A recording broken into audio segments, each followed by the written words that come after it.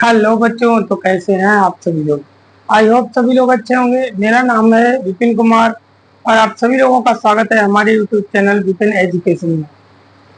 आज हम hello arene बनाने की विधियों को आगे पढ़ते हैं और हमने घंटरमान विधि तक आपकी पढ़ ली थी। तो अगली विधि आपकी आती है कि हुंस डीकर अभिक्रिया। अगली विधि हमारी आती है हुंस डी कर अभिक्रिया। हुंस डी कर अभिक्रिया में क्या होता है कि RCOO मतलब मोनो कार्बोक्सिलिक अम्ल का सिल्वर लवण ब्रोमीन से क्रिया करता है Br2 और कार्बन टेट्राक्लोराइड की उपस्थिति में क्रिया होती है CCl4, तो बनाता है ब्रोमो एल्केन। एल्केन का R और ब्रोमो का Br, तो हम इसमें ले लेंगे RBr, ये हमारा ब्रोमो एल्केन बन जाता है। अब यहाँ पर सिल्वर एक बचे हुए ब्रोमीन से जुड़ जाता है, ये AgBr हो जाता है और हमारा CO2 कार्बन डाइऑक्साइड, ये वाला CO2, ठीक है। अब हम चाहें तो R की जगह पर CH3 ले सकते हैं, COOAg प्लस Br2। उपस्थिति हमारी सेम रहेगी कार्बन टेट्राक्लोराइड की, तो यहाँ R की जगह CH3 हो जाएगा और ये हमारा Br हो जाएगा और बाद बाकी चीजें हमारी AgBr और कार्बन डाइऑक्साइड सेम रहेगी। चाहे तो हम CH3 की जगह C2H5 ले सकते हैं, COOAg प्लस Br2, ये कार्बन टेट्राक्लोराइड की उपस्थिति में क्रिया करके C2H5 Br और AgBr बनाता है CO2। अब अगर हम इसे लिखना चाहें तो ये है हमारा मोनो कार्बोक्सिलिक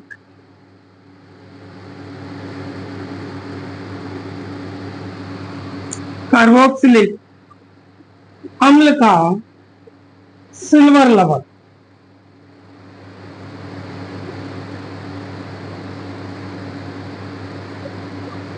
मोनो कार्बोक्सिलिक अम्ल का सिल्वर लवण CCl4 मतलब कार्बन टेट्राक्लोराइड की उपस्थिति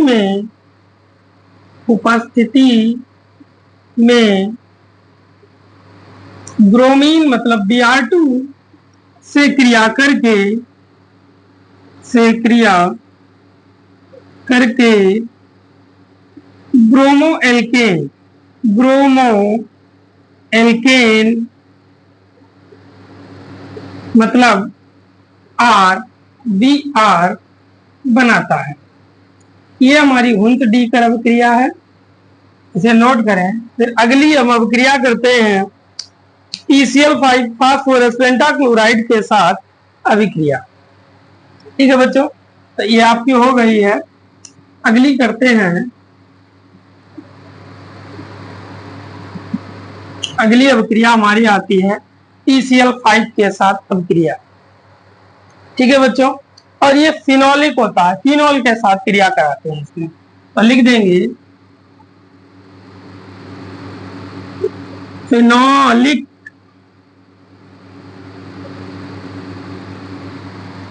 PCl5 के साथ क्रिया, ठीक है। अब हम इसमें क्या ले लेते हैं, फिनोल। फिनोल होता है C6H5OH और ये PCl5 से क्रिया करता है, तो यहां से C6H5 और यहां से हम एक क्लोरीन का अणु निकाल लेते हैं C6H5Cl। अब हमारे पास जो बचा है एक हाइड्रोजन जो है यहाँ से एक Cl को और जोड़ देते हैं तो ये हमारा HCl हो जाता है। अब हमारे पास जो बचा है POCl3, POCl3, इसमें से 3 क्लोरीन बचे हुए, क्योंकि एक जो है हमारा C6H5 के साथ निकल गया है और एक हाइड्रोजन के साथ निकल चुका है। तो इस अभिक्रिया में कुछ लिखने को नहीं है, तो लिख भी सकते हैं कि फिनॉल PCl5 से क्रिया करके क्लोरोबेंजीन बनाता है। लिख देंगे हम कि फिनॉल PCl5 से क्रिया करके क्लोरोबेंजीन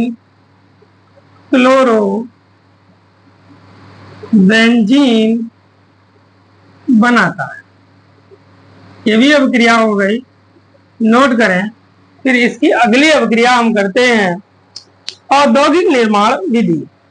ठीक है बच्चों, तो अगली विधि हम इसी में ही कह देते हैं औद्योगिक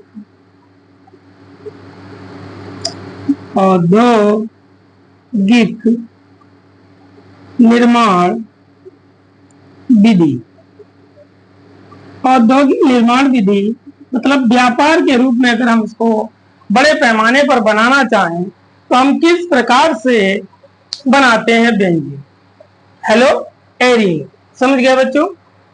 तो इसमें क्या होता है कि हम बेंजीन ले लेते हैं C6H6, ये हाइड्रोक्लोरिक अम्ल HCl और ऑक्सीजन के साथ क्रिया करता है CuCl2 की उपस्थिति में, मतलब क्यूप्रस क्लोराइड की उपस्थिति में क्रिया करता है 523 केल्विन ताप पर।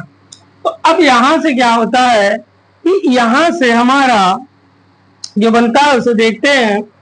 यहां से हमारा बनेगा कि C6H6 से एक हाइड्रोजन को हम हटा देंगे तो ये हो जाएगा C6H5 और इसमें हम एक Cl को जोड़ लेंगे, ये हमारा हो जाएगा C6H5Cl प्लस। अब हमारे पास जो बचा हुआ है वो वहां यहां से एक हाइड्रोजन ये बचा है और एक हाइड्रोजन हमारे पास यहां से बचा है और कुछ ऑक्सीजन 2 अणु हमारे पास यहां से बचे हैं। ठीक है बच्चों, तो अब हाइड्रोजन और ऑक्सीजन हमेशा मिलकर क्या बनाता है, जल का निर्माण करता है। अब इस अभिक्रिया को हमें अगर संतुलित करना है तो ऑक्सीजन के यहाँ पर 2 अणु हैं तो हम यहाँ 2 कर देंगे, ऑक्सीजन के 2 हो जाएंगे। बट ऑक्सीजन के 2 होने से हाइड्रोजन डिसबैलेंस हो जाता है, इसलिए हम यहाँ पर भी 2 लगा देते हैं। तो अब 2 हमारे यहाँ से हाइड्रोजन निकल जाएंगे और एक यहाँ पर, वहां पर अब हमारे 4 हो जाते हैं। फिर ये बात ये भी है कि C6H6 2 हो गए हैं तो मैं यहाँ पर भी 2 लगा देंगे। अब क्लोरीन हमारे 2 हो गए तो हम यहाँ पर 2 लगा। अब ये अभिक्रिया हमारी संतुलित हो जाती है। लिखने के लिए क्या लिख सकते हैं कि हम लिखेंगे कि बेंजीन HCl और O2 ऑक्सीजन से क्रिया करके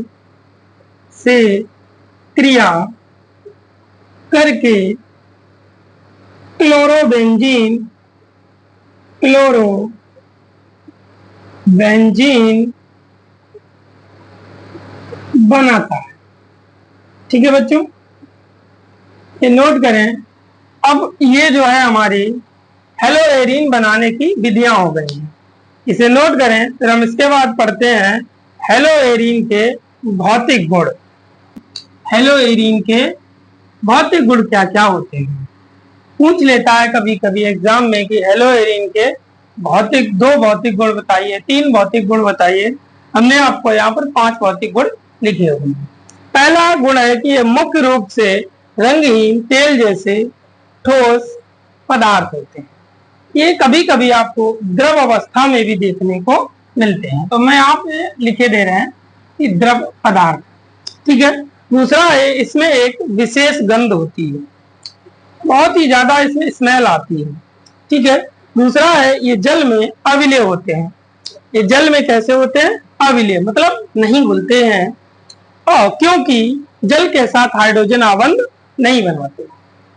बच्चों एक बात ध्यान रखनी है कि कभी भी कोई भी प्रश्न ये पूछा जाए कार्बनिक रसायन में कि ये वाला यौगिक जल में क्यों अविलेय होता है, क्यों नहीं घुलता है, तो उसका ये आंसर होता है क्योंकि वह जल के साथ हाइड्रोजन आबंध नहीं बनाता है, इसलिए वह जल में नहीं घुलता है। ठीक है।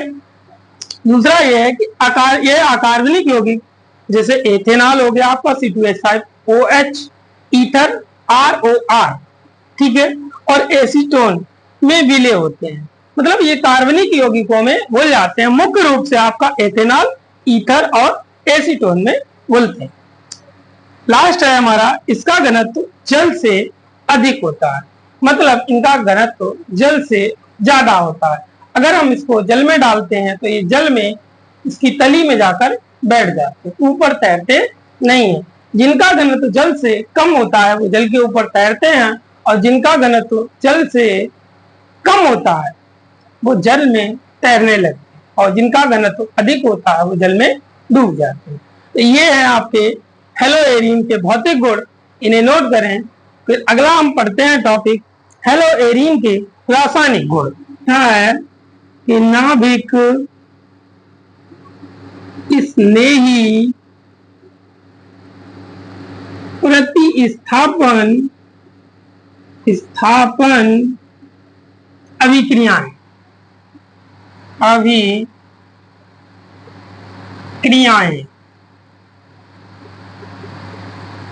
ठीक है, क्या अभिक्रिया। देखिए इसमें सबसे पहली हमारी अभिक्रिया आती है, इसमें सबसे पहली अभिक्रिया आएगी आपकी नाइट्रीकरण।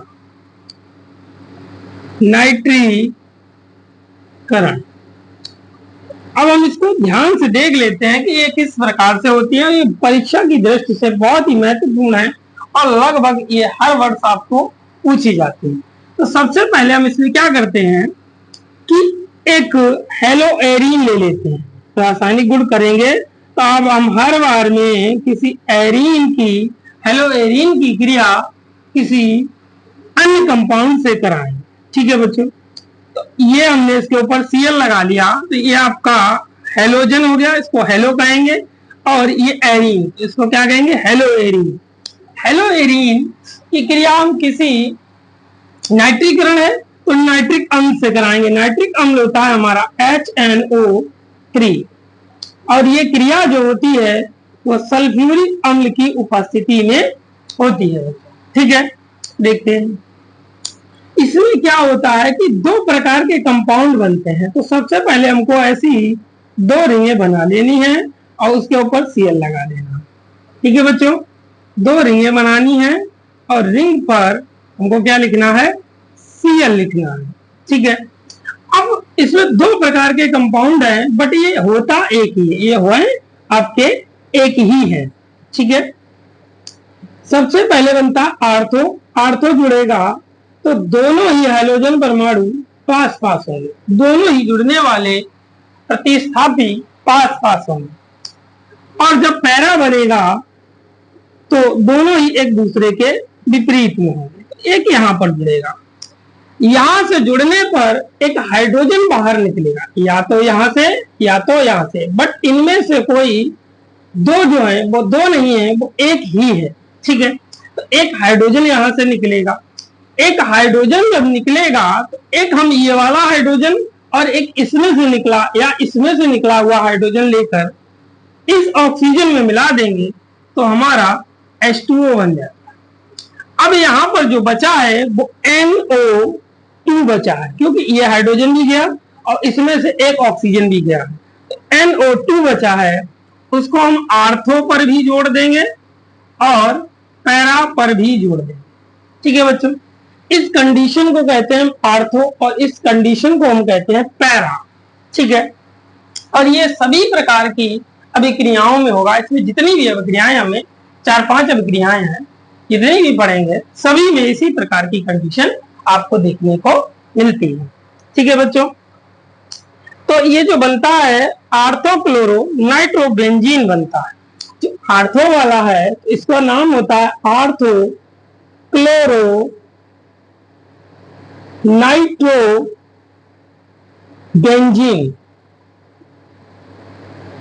ठीक है बच्चों, और इसको हम बोलते हैं पैरा क्लोरो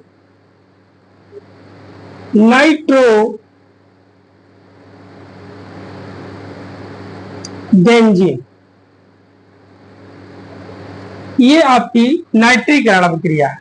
तो लिखना अगर हम चाहें तो लिखेंगे कि सल्फ्यूरिक अम्ल की उपस्थिति में हेलोएरिन नाइट्रिक अम्ल से क्रिया करके आर्थो तथा पैरा क्लोरोनाइट्रोबेंजीन बनाता है। अब इधर लिखे दे रहे हैं साइड में आपके, तो हम लिखेंगे इसमें कि सल्फ्यूरिक अम्ल की उपस्थिति में, सल्फ्यूरिक अम्ल H2SO4 की उपस्थिति में, ठीक है बच्चों, उपस्थिति में हेलोएरिन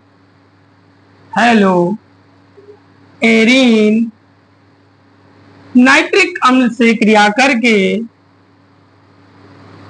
नाइट्रिक अम्ल से क्रिया करके आर्थो तथा पैरा क्लोरो नाइट्रो बेंजीन बनाता है। ठीक है बच्चों, ये आपकी नाइट्रीकरण अभिक्रिया है। इसे नोट करें। फिर अगली अभिक्रिया करते हैं इसमें हैलोजनीकरण। ठीक है बच्चों, तो देखते हैं, नाइट्रीकरण हो गई आपकी। अब हम करते हैं हैलोजनीकरण। नोट्स आप प्राप्त तैयार करते रहें, परीक्षा की दृष्टि से बहुत ही आवश्यक होते हैं नोट्स, और नोट्स से ही हमें परीक्षाओं में आसानी होती है चीजों को रिवीजन करने में। ठीक है, तो अगली अभिक्रिया हमारी आती है हैलोजनीकरण। दूसरी इसकी अभिक्रिया है प्रतिस्थापी अभिक्रिया में हैलोजनीकरण।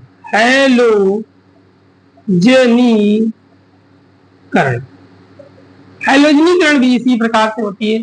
तो कोई हम हेलोएरिन ले लेते हैं, मुख्यतः जो लिया जाता है वो क्लोरोबेंजीन लिया जाता है। ठीक है, तो रिंग बनाकर उस पर हम Cl लगा देंगे। अब हम यहाँ पर किसी भी हैलोजन से क्रिया कराएंगे, जरूरी नहीं हम Cl ही लें, हम Br2 भी ले सकते हैं। ठीक है, ये क्रिया जो होती है वो FeCl3 की उपस्थिति में होती है, तो लिख देंगे FeCl3 की उपस्थिति में। अब एक आर्थो की रिंग बना लो, दो रिंगें पहले बना लो। तो एक हमने ये बनाई और एक रिंग हमने ये बनाई। दो रिंगें बनाने के बाद हमको एक आर्थो पर कंपाउंड जोड़ना होगा और एक पैरा पर जोड़ना होगा, प्लस एक कंपाउंड और बनेगा। बच्चों पहली बात समझो कि यहाँ क्लोरीन से क्रिया हो रही है, तो ये एक Cl यहाँ जुड़ जाएगा और एक Cl यहाँ जुड़ जाएगा। हमने तुमको बता दिया है कि ये दोनों एक ही कंपाउंड है। ठीक है, ये आर्थो और क्लोरो दोनों, आर्थो और पैरा दोनों एक ही है। तो अभी यहाँ पर एक ही क्लोरीन ये जुड़ा हुआ माना जाएगा। अब यहाँ से एक क्लोरीन परमाणु बचा हुआ है, यहाँ पर एक क्लोरीन जुड़ने से एक हाइड्रोजन बचा हुआ है, तो एक हाइड्रोजन और एक क्लोरीन मिलकर हाइड्रोक्लोरिक अम्ल का निर्माण करता है। तो लिखने के लिए हम लिखेंगे कि हेलोएरिन FeCl3 की उपस्थिति में किसी हैलोजन से क्रिया करके आर्थो और पैरा दो उत्पाद बनाता है। ठीक है बच्चों, अब इसमें इनके नाम क्या क्या होंगे? डाइक्लोरोबेंजीन, ये जो होगा हमारा आर्थो डाइक्लोरोबेंजीन, और ये हमारा कहलाएगा पैरा डाइक्लोरो बेंजीन। ठीक है बच्चों, ये दो। ठीक है, डाई इसलिए लगाया है क्योंकि इस रिंग में दो दो हाइड्रोजन जुड़ रहे हैं। तो लिखेंगे कि FeCl3 की उपस्थिति में हेलोएरीन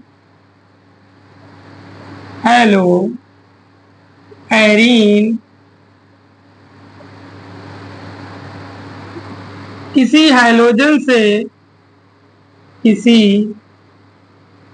हैलोजन से क्रिया करके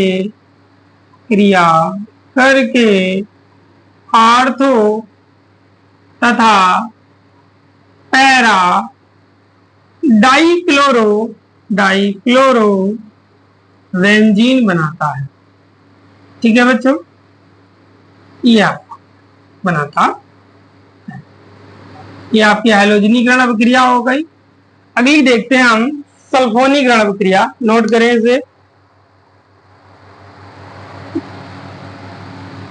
इसे भी हटाते हैं हम, संरफ करते हैं। तीसरी अभिक्रिया देखते हैं हम अब सल्फोनीकरण अभिक्रिया। सल्फोनीकरण अभिक्रिया अगली हमारी आती है, थर्ड नंबर की अभिक्रिया है सल्फोनीकरण अभिक्रिया। ठीक है, सल्फोनीकरण अभिक्रिया में हम कोई एक हेलोएरीन ले लेते हैं, रिंग बनाएंगे और रिंग के ऊपर Cl लगाएंगे। ठीक है, Cl लगाने के बाद हम इसकी क्रिया सल्फ्यूरिक अम्ल से कराते हैं, सल्फोनीकरण। ठीक है, तो दो रिंगें बनानी है और रिंग बनाने के बाद उस पर हमको Cl भी लगाना है। दोनों रिंगों में सेम तरीका है। ठीक है, समझते हैं। अब आप समझिए, एक जब हम यहां पर लगाएंगे या फिर यहां पर लगाएंगे तो एक हाइड्रोजन निकलेगा। एक हाइड्रोजन हमने यहां से और ले लिया और एक ऑक्सीजन ले लिया। एक यहां का हाइड्रोजन मिलकर H2O का निर्माण करता है। अब एक हाइड्रोजन यहां से जा चुका है, H बचा है, S बचा है, और एक ऑक्सीजन यहां से जा चुका है, तो वो बचा है O3। क्या बचा है बच्चों? O3। उसको हम यहां जोड़ देंगे, SO3H और SO3H। ये हमारा आर्थो में बना है और ये हमारा पैरा में बना है। ठीक है, तो देखेंगे कि किस प्रकार से इसको आगे बढ़ाया जाएगा। ठीक है, तो ये हमारा क्या कहलाएगा? आर्थोक्लोरो बेंजीन सल्फोनिक अम्ल या बेंजीन सल्फोनिक अम्ल। तो हम लिख सकते हैं उसी प्रकार से इसकी भी भाषा लिखी जाएगी जिस प्रकार की उनमें लिखी गई है। तो आप इसे लिख लें, कोई ज्यादा कठिन नहीं है। अगली हम देखते हैं फ्रीडल-क्राफ्ट अभिक्रिया। इसे भी हटाते हैं, हम देखते हैं फ्रीडल-क्राफ्ट अभिक्रिया।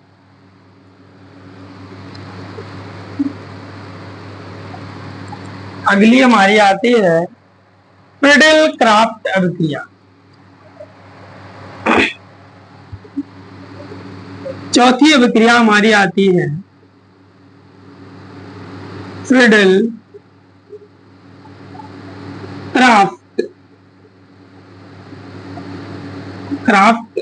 अभिक्रिया। फ्रीडल-क्राफ्ट अभिक्रिया में क्या होता है? कोई हेलोएरीन जो है, यहां पर हम क्या लगाएंगे? Cl लगा देंगे। ठीक है, ये जो है हेलो एल्केन से क्रिया करेगा। किससे करेगा बच्चों? हेलो एल्केन से। तो हेलो एल्केन हमारा होता है RH। ठीक है बच्चों, इसमें भी उसी प्रकार से दो कंपाउंड बनेंगे। पहले दो रिंगें आपको बना लेनी है Cl और सेम रिंगें बनानी। ठीक है बच्चों, Cl एक आर्थो पर जुड़ेगा और एक पैरा पर जुड़ेगा। ठीक है, आर्थो या पैरा पे जुड़ने की वजह से एक हाइड्रोजन निकलेगा, उसको इस हाइड्रोजन से जोड़। अब बचा क्या, R, तो इसको R। अब R और X की वैल्यू आप जानते हैं, कुछ भी ले सकते हैं। R की जगह CH3 ले सकते हैं, C2H5 ले सकते हैं, और X की जगह फ्लोरीन, क्लोरीन, ब्रोमीन और आयोडीन ले सकते हैं।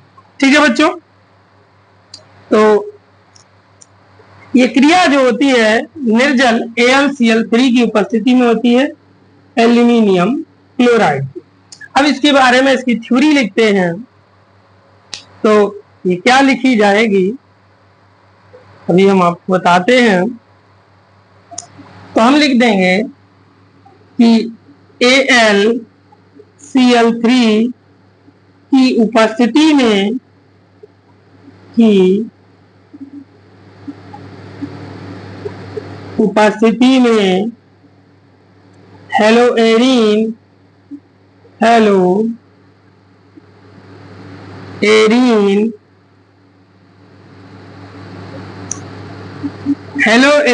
से क्रिया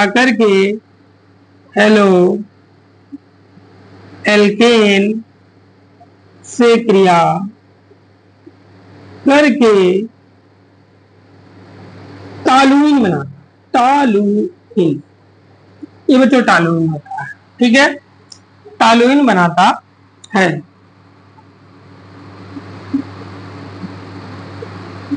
इसे नोट करें, इसको हम टॉलूइन कहते हैं। ठीक है,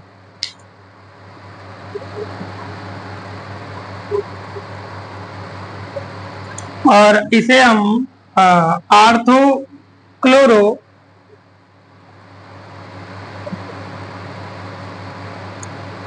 एल्किल क्लोरोबेंजीन भी कह सकते हैं।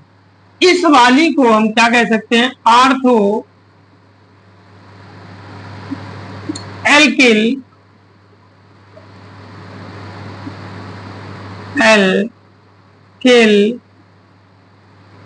क्लोरोबेंजीन।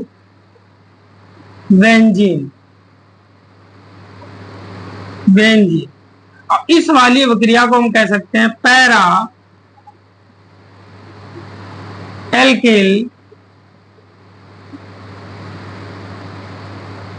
क्लोरोबेंजीन। ठीक है बच्चों, ये अभिक्रिया आपकी प्रतिस्थापन अभिक्रियाएं समाप्त होती हैं। उसके बाद हम अगली अभिक्रियाएं देखते हैं। अगली हमारी अभिक्रियाएं आती हैं धातुओं से क्रिया। धातुओं से किस प्रकार क्रिया होती है? सबसे पहले मैग्नीशियम से क्रिया कराती है। मैग्नीशियम से क्रिया, सबसे पहली क्रिया हमारी मैग्नीशियम से। तो कोई हेलोएरीन ले लेंगे हम, C6H5Cl ले लेंगे और मैग्नीशियम से क्रिया कराएंगे, तो ये मैग्नीशियम हमारा इन C6H5 और Cl के बीच में आ जाता है, C6H5MgCl। इसे ग्रिग्नार्ड अभिकर्मक की कह सकते हैं, R, Mg और X। ठीक है, ये R है और ये आपका Mg है और ये आपका X है, तो इसे हम ग्रिग्नार्ड अभिकर्मक भी कह सकते हैं। ठीक है बच्चों, ग्रिग्नार्ड अभिकर्मक ही इसमें बनता है। ठीक है, तो लिखना चाहें तो लिखेंगे कि मैग्नीशियम Mg हेलोएरीन से क्रिया करके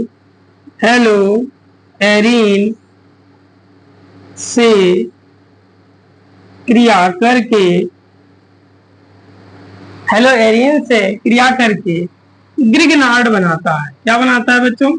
ग्रिग्नार्ड बनाता है। ठीक है, ये बहुत महत्वपूर्ण अभिक्रिया है, ये लगभग हर वर्ष परीक्षा में पूछी जाने वाली अभिक्रिया है। ठीक है, तो इसको अगर हम नाम लिखना चाहें इसका, तो हम लिख सकते हैं फेनिल मैग्नीशियम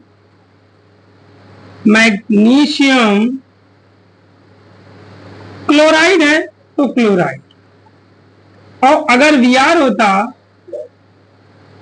तो यहां पर हम ब्रोमाइड लिख देते। ठीक है बच्चों, ये हो गई हमारी अभिक्रिया। अगली अभिक्रिया जो हमारी आती है वो सोडियम से क्रिया, सोडियम से, है ना, Na सोडियम से क्रिया। सोडियम से जो क्रिया होती है तो हम कोई भी हेलोएरिन ले लेंगे। यहाँ पर हमने ले लिया है आपका C6H5 और Br, सोडियम से क्रिया कराई हमने, और इस क्रिया में हमको दो अणु लेने पड़ते हैं C6H5Br। तो आप देखेंगे कि सोडियम जो है वो ब्रोमीन के साथ निकल जाता है, क्या बनाता है, NaBr बनाता है। अब यहाँ पर सोडियम के एक अणु है, ब्रोमीन के दो अणु है, तो यहाँ पर हमको दो लगाना पड़ेगा। ठीक है, तो यहाँ भी हमको दो लगाना पड़ेगा। अब हमारे पास बचा क्या, C6H5 और C6H5, तो हम लिख देंगे C6H5 सिंगल बॉन्ड C6H5, इसको हम कहते हैं डाईफेनिल। क्या कहते हैं बच्चों, डाईफेनिल। ठीक है, और इस अभिक्रिया को हम वुड फिटिंग अभिक्रिया कहते हैं। क्या कहते हैं, फिटिंग अभिक्रिया, सॉरी वुड्स नहीं, सिर्फ और सिर्फ फिटिंग अभिक्रिया, क्योंकि यहाँ पर दोनों ही हेलो एरीन लिए गए हैं। ठीक है, तो हम इसे लिख देंगे कि यहाँ पर इसे फिटिंग अभिक्रिया भी कहते हैं, अभिक्रिया भी कहते हैं। और इस अभिक्रिया के बारे में लिखना चाहें तो हेलोएरिन सोडियम से क्रिया करके डाईफेनिल बनाता है। ठीक है, इसको हम यहां लिख दे रहे हैं, साइड में बॉक्स बनाकर लिख देंगे कि हेलोएरिन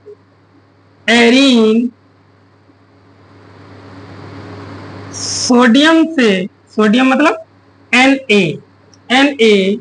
से क्रिया करके डाईफेनिल बनाता है, डाईफेनिल बनाता है। ठीक है बच्चों, ये हो गई आपकी फिटिंग अभिक्रिया, और ये पिछली बार परीक्षा में पूछी गई अभिक्रिया है, तो ये इंपॉर्टेंट है। इसमें एक अभिक्रिया और बनती है जिसको हम कहते हैं वुड्स फिटिंग अभिक्रिया। इसे मिटाते हैं और देखते हैं कि धातुओं के साथ हम फिर से सोडियम की अभिक्रिया कराते हैं तो वुड्स फिटिंग अभिक्रिया कैसे बनेगी। ठीक है,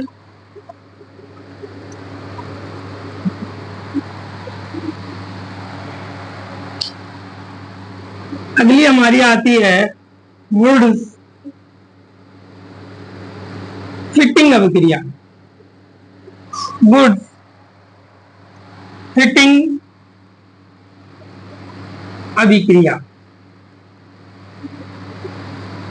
आपको अगर ध्यान हो तो वुड्स हेलोएल्केन में हुई थी और फिटिंग अभी अभी हमने जो कराई है वो आपको हेलोएरीन में हुई है। तो इसमें हम क्या करते हैं, एक हेलोएरीन C6H5 और Cl ले लेते हैं, दूसरा हम हेलोएल्केन ले लेते हैं CH3Cl ले लेते हैं, और इसकी क्रिया हम सोडियम से ही कराते हैं। ठीक है, तो ये NaCl के साथ निकलकर NaCl बनाता है, और बचा हमारा C6H5 और CH3, तो लिख देंगे C6H5 सिंगल बॉन्ड CH3। ठीक है बच्चों, अब इसे हम बैलेंस करना चाहें तो यहाँ क्लोरीन के अणु 2 हैं और इस साइड 1 है, तो मैं यहाँ पर 2 लगा देंगे तो हमारा सोडियम भी 2 हो जाता है, तो यहाँ भी हम 2 लगा देंगे। तो ये क्या है, इसमें एक हेलोएल्केन और एक हेलोएरीन सोडियम से क्रिया करके टॉलूइन बनाता है। ये हमारा टॉलुइन है। ठीक है बच्चों, तो ये क्या कहलाती है? वुड्स फिटिंग अभिक्रिया कहलाती है। लिखेंगे कि एक एरीन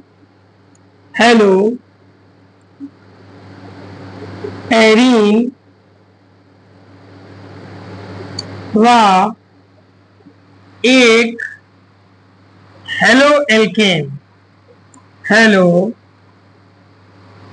एल्केन सोडियम से मतलब Na से क्रिया करके टॉलुइन बनाता है। टॉलुइन बनाता है। ठीक है बच्चों, ये आपकी हो गई वुड्स फिटिंग अभिक्रिया। नोट करते चलें, थोड़ी अभिक्रियाएं और बची हुई हैं इसमें। अगली हमारी आती है उल्मान अभिक्रिया। उल्मान अभिक्रिया, ये हमारी अभिक्रिया नेक्स्ट ईयर में पूछी गई थी। वुड्स अभिक्रिया, फिटिंग अभिक्रिया और वुड्स फिटिंग अभिक्रिया, तीनों अभिक्रियाएं 5 नंबर में पूछी गई थी। तो अगली अभिक्रिया हमारी आती है उल्मान अभिक्रिया।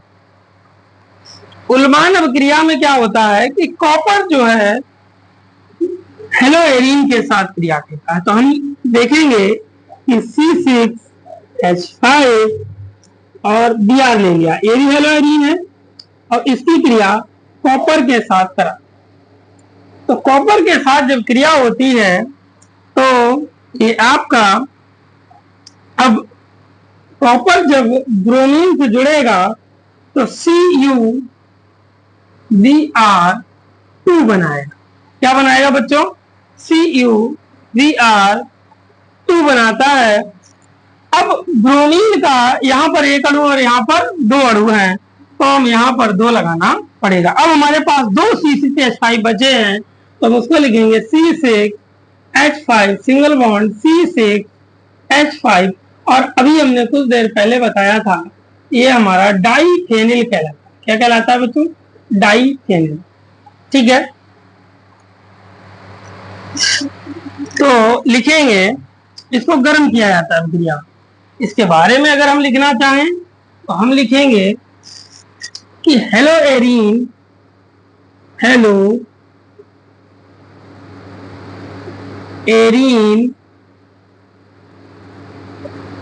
को कॉपर के साथ गर्म करने से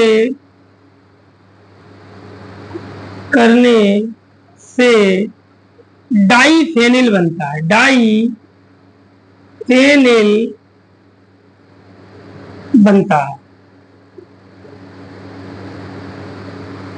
ठीक है बच्चों, नोट करें। अगली अभिक्रिया हमारी आती है अपचयन अभिक्रिया। ठीक है, अगली अभिक्रिया हमारी आती है अपचयन अभिक्रिया। नोट करते चलें, प्रॉपर हम आपको लिखाते हुए चलते हैं, बोर्ड पे सब कुछ लिखते हुए चलते हैं, तो आपको नोट भी करते रहना। ठीक है बच्चों, अगली अभिक्रिया हमारी आती है अपचयन अभिक्रिया। ठीक है, अपचयन अभिक्रिया मतलब हम हेलोएरीन का अपचयन कराएंगे तो क्या हमारा बनेगा। ठीक है, देखते हैं। हेलोएरीन में कोई भी हमने ले लिया C6H5Cl और उसका हमने 2 हाइड्रोजन अणुओं के साथ अपचयन करा दिया। ठीक है, ये जो बच्चों अपचयन होता है वो निकिल एल्यूमिनियम और सोडियम हाइड्रोक्साइड की उपस्थिति में होता है। निकिल एल्यूमिनियम और सोडियम हाइड्रोक्साइड की उपस्थिति में इसको गर्म किया जाता है। डेल्टा का मतलब होता है गर्म करना। ठीक है, तो यहां हम देखें कि 2 हाइड्रोजन के अणु हैं, उसमें से एक हाइड्रोजन का अणु अगर हम इस क्लोरीन को दे दें तो ये हमारा HCl हो जाता है। अब जो हमारा बचा हुआ है यहाँ पर एक हाइड्रोजन बचा है, उसको C6H5 से अगर जोड़ते हैं तो C6H6 हो जाता है। ये हमारी बेंजीन है। क्या है बच्चों? बेंजीन है। इसके बारे में लिखेंगे कि हेलो एरीन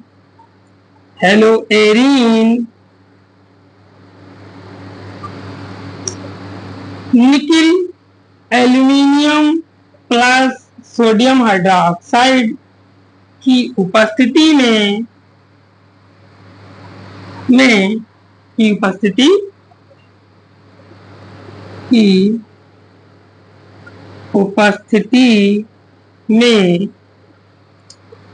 हाइड्रोजन से क्रिया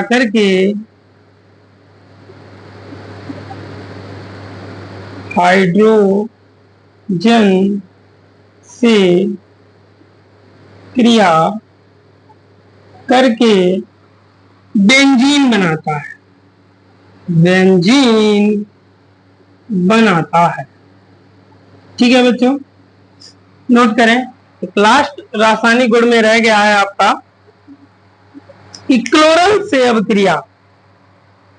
ठीक है, इसे नोट करें, हटाते हैं। लास्ट अवक्रिया है हेलो एरीन में क्लोरल से अवक्रिया।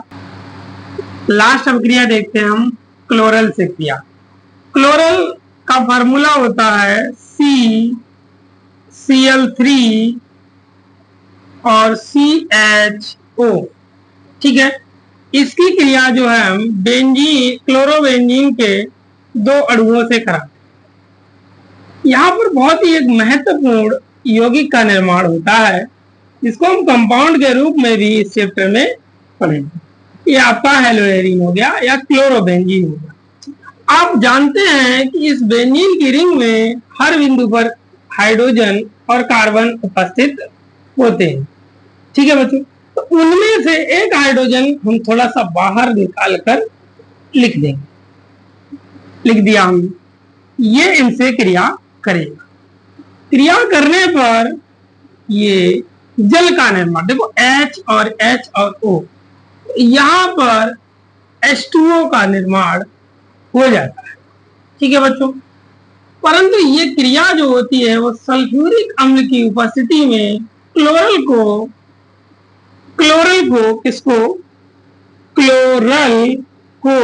किसके साथ गर्म करते हैं? हेलो एरीन या क्लोरोबेंजीन के साथ गर्म करते हैं। तो ये हमारा यहाँ पर DDT बनता है। अब जो बचा हुआ है उसको हम ऐसे ही यहाँ पर जोड़ देते हैं। तो सबसे पहले हमें क्या करनी है? यहाँ पर 2 रिंगें स्थापित कर लेनी है, बना लेनी है। और इसके पीछे लगा Cl, एक रिंग और बनाते हैं और यहाँ पर लगा Cl। ठीक है, अब यहाँ पर हमारे पास CH है। ठीक है, तो इस CH को हम इन दोनों रिंगों से जोड़ देते हैं। अब हमारे पास बचा है CCl3। तो अगला जो है हम सिंगल बॉन्ड लगाएंगे और C लिखेंगे और 3 क्लोरीन को हम थोड़ा अलग अलग करके लिख देंगे। ये हमारा हो जाता है DDT। क्या हो जाता है बच्चों? DDT हो जाता है। इसको हम, इसका जो हमारा पूरा नाम होता है वो P, डाइक्लोरो डाइफेनिल लिख देते हैं। हम यहाँ पे लिखते हैं P, डाइक्लोरो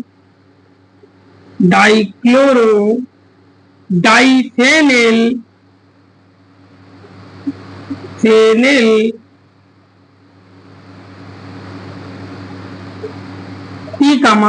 डाइक्लोरो फेनिल ट्राइक्लोरोएथेन,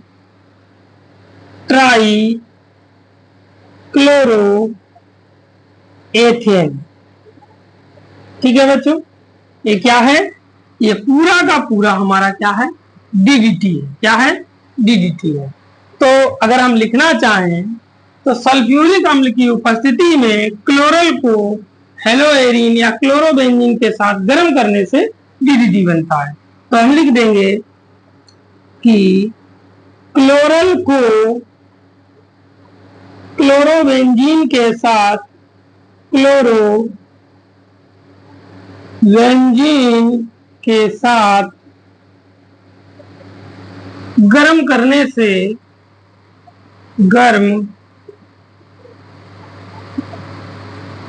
से डीडीटी बनता है।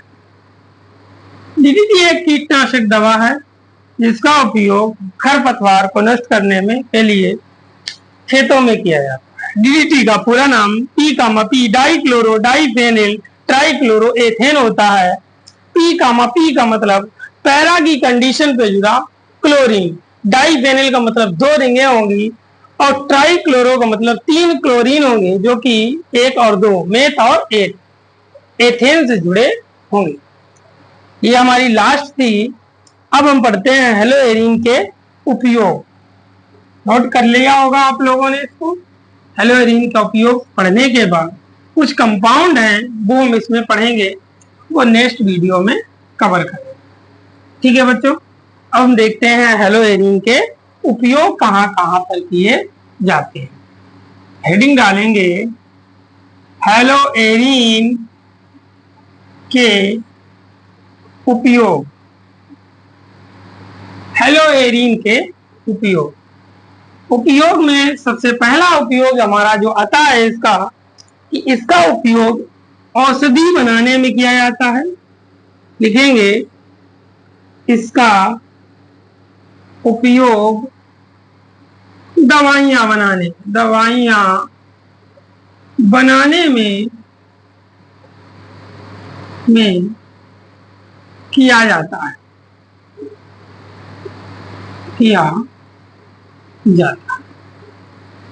ठीक है बच्चों, दूसरा उपयोग समझते हैं। दूसरा उपयोग है जैसे कार्बनिक यौगिक, जितना भी हमने रासायनिक गुण में पढ़ा था वो सारे इसके उपयोग होते हैं। तो लिखेंगे कि इसका उपयोग डीडीटी, अभी हमने बनाई थी डीडीटी, टालुइन भी बना था इसमें, लिख सकते हैं डाइफेनिल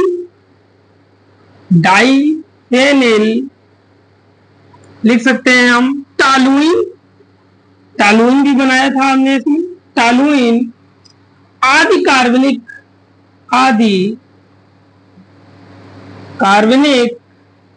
यौगिक बनाने में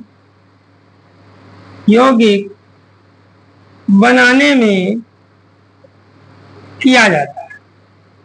आदि कार्बनिक यौगिक बनाने में किया जाता है। ठीक है बच्चों, तो ये थे इसके उपयोग। अगर वीडियो अच्छा लगा है तो वीडियो को लाइक करो, कमेंट करो और वीडियो को शेयर करते रहो। और अगर आप हमारे YouTube चैनल पर नए हो तो चैनल को सब्सक्राइब कर लें, जिससे कि नए वीडियो आप तक पहुंचते रहें।